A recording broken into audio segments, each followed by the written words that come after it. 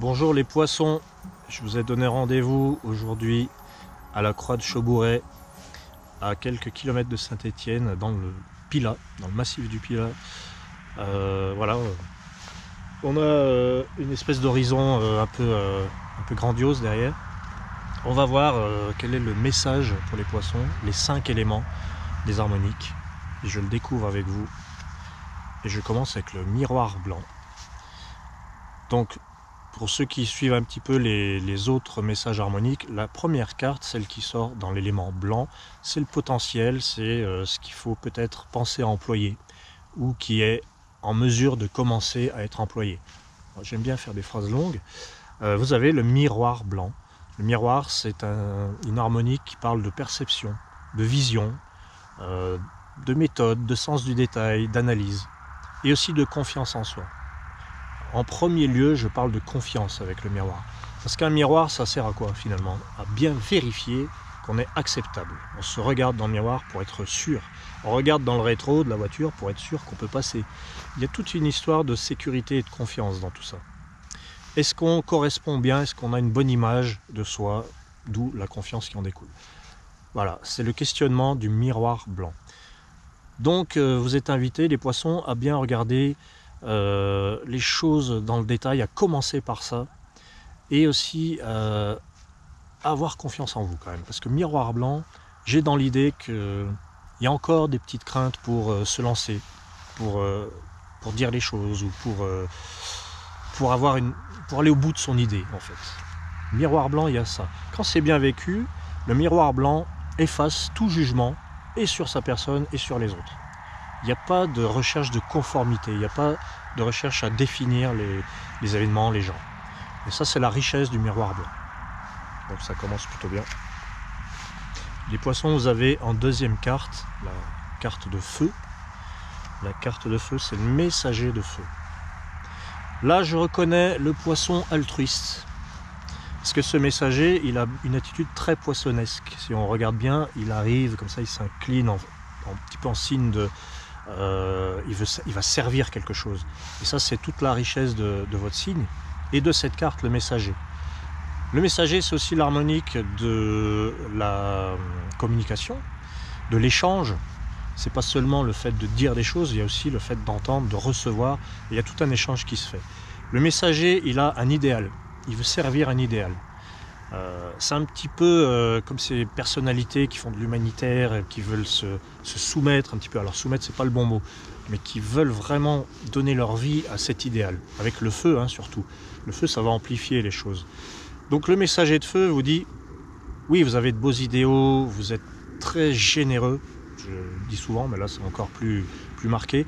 Mais faites attention de ne pas vous perdre dans votre générosité et pensez, grâce au miroir blanc, que vous pouvez réduire votre champ de vision. Alors, c'est peut-être difficile pour les poissons qui ont besoin de se fondre hein, dans l'universel, dans le cosmique. Mais là, il vous est précisé qu'en février 2020, en tout cas, vous pourriez réduire le champ de vision, focaliser un peu plus sur vous. Ça ne vous empêche pas d'être le beau messager de feu que vous êtes, mais peut-être de moins penser à la planète, comme je disais. C'est pas qu'il ne faut pas penser à la planète, mais la planète, elle commence par chacun de nous. En fait. Voilà. C'est ce que dit un petit peu le messager de feu. Souciez-vous peut-être plus d'un angle de vue plus détaillé que l'universel. Parce que ça commence par là. Vous avez en vent la salamandre. Salamandre de vent, c'est penser rénovation. La salamandre, elle a aussi un petit côté transgressif. Elle aime bien dépasser les limites. Alors, il ne s'agit pas de pousser les poissons à dépasser les bornes, c'est pas ça, mais c'est plutôt de traverser les règles qui ont été jusqu'à présent un petit peu contraignantes. Hein, là, vous allez briser un tabou, briser un interdit pour vous en libérer. C'est ça le sens de la salamandre, c'est je transgresse. C'est un petit peu la révolte, hein, la salamandre. Je dis ça beaucoup du scarabée aussi, qui fait partie de la même famille. Mais chez la salamandre, c'est vraiment très marqué. Il est temps de transgresser quelque chose. Il y en a assez. Et donc, ça vous permettra de vous rénover, de vous reconstruire. Vous êtes en reconstruction, les poissons. La quatrième carte ne fait que confirmer. Le serpent, c'est la reconstruction aussi, la régénération, la guérison, et vous l'avez en jade. Jade, c'est le plan terrestre, le corps. Vivre sur Terre et dans mon corps. C'est vrai qu'on rêve tous un petit peu d'un meilleur environnement, mais là, avec le serpent de jade, peut-être qu'on est en train de nous dire, ne vous inquiétez pas, c'est en train de se faire. Pensez maintenant à vous refocaliser sur comment vous pouvez commencer cette révolution, cette transgression, pour aller vers autre chose. Votre 5e carte, les poissons, c'est le sphinx d'ambre. Le sphinx, c'est un petit peu comme le serpent cosmique, c'est renaissance, un peu comme le phénix d'ailleurs. Vous êtes en train de vous reconstruire, dans l'ambre c'est l'intériorité. Donc là vous êtes dans une phase en février où tout ce qui vous paraissait un petit peu disloqué, fragmenté, va se réunir, mais sans que vous n'y pensiez en fait. C'est tout le mystère de l'existence. C'est sans y penser. Le sphinx c'est pas mental en fait. Ou alors s'il commence à être mental, on rentre dans un labyrinthe de complexité et on ne s'en sort pas.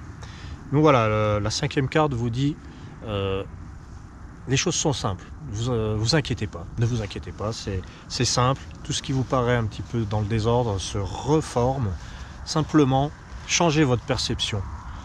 Vous pouvez être quelqu'un d'altruiste même en pensant à vous en premier lieu. Peut-être que les poissons ne pensent pas assez à eux actuellement. Voilà. Donc voilà, je vous remercie d'avoir suivi, de vous abonner, et puis j'ai hâte de vous retrouver pour d'autres aventures. Merci les poissons, je vous embrasse et à très bientôt.